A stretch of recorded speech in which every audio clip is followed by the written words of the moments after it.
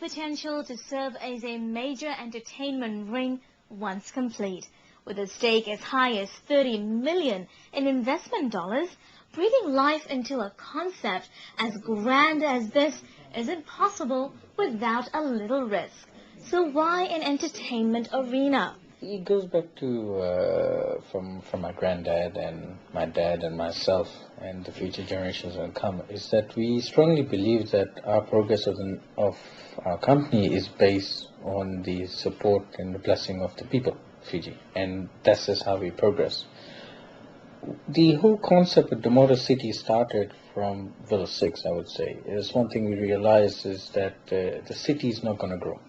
We're not going to have new roads, but our population and our car population is quite huge. So we said we have to move up the city. As slowly we moved out, we found a location where it is today, Ravanga at Lodala Bay, the road right next to it. And when we looked at it closely, we noticed that it's going to be the next center of Suva. Literally a center point where I look at the whole of Lodala Bay as a big roundabout, and where people coming from all the way from Nasuri or coming from Suva or from Lamy and onwards. But it was the whole idea of moving out of the city.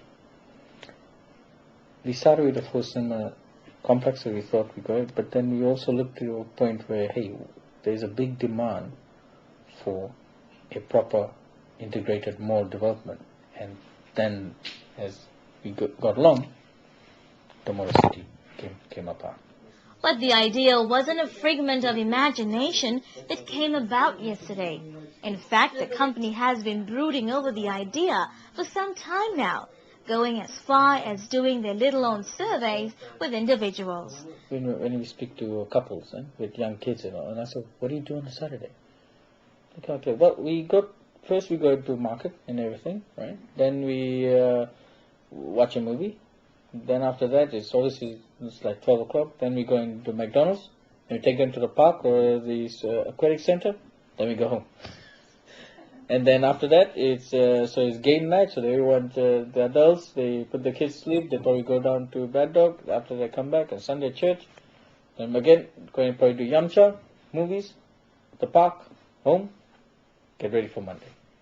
So we need a place where, a culture where you can get the whole families, everyone together.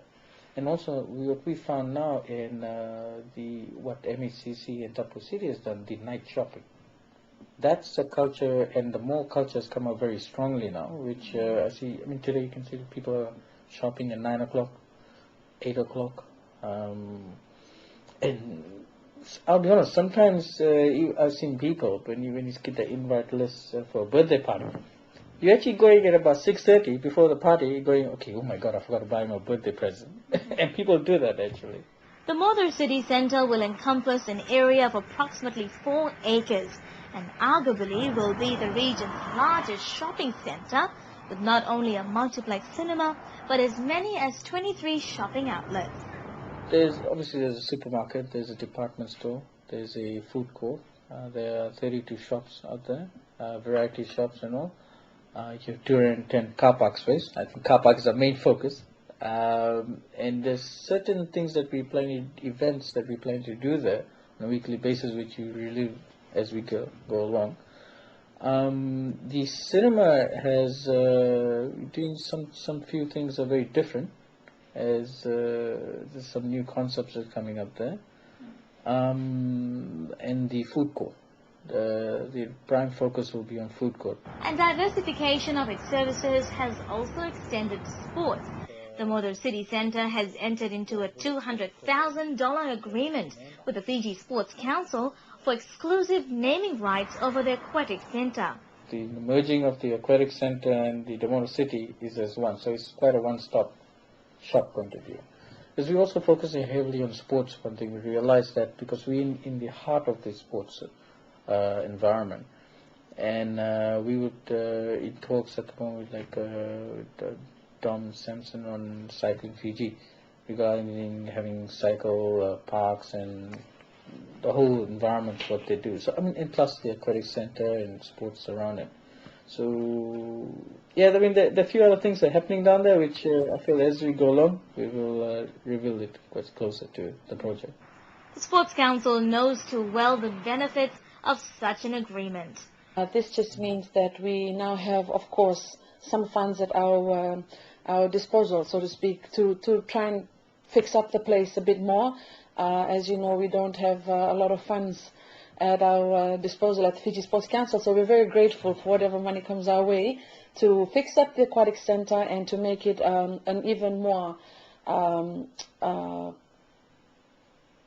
family-oriented facility to cater for our younger ones as well, because we'd like to put in a toddler's pool and of course something to cater to every member of the family, not just, at the moment we have the 25-meter pool and the 50-meter pool, and we'd like to put in a bit more than that, obviously. An added attraction to the sporting facility, it's going to be a one-stop shop of a kind. And I've already had a few of my colleagues and a few people, that I'm not very closely acquainted to, but just come up and say, this is really good, because this means that I can do my shopping and send my son over, or my daughter and my daughter over to go and have a swim, and I won't have to have them hustling me in the supermarket, because you've got supermarkets, you've got you've got a international food court, you've got a medical center, you've got everything in this Damodar City complex, and it just means that just on the other side you have the whole sports complex for their use.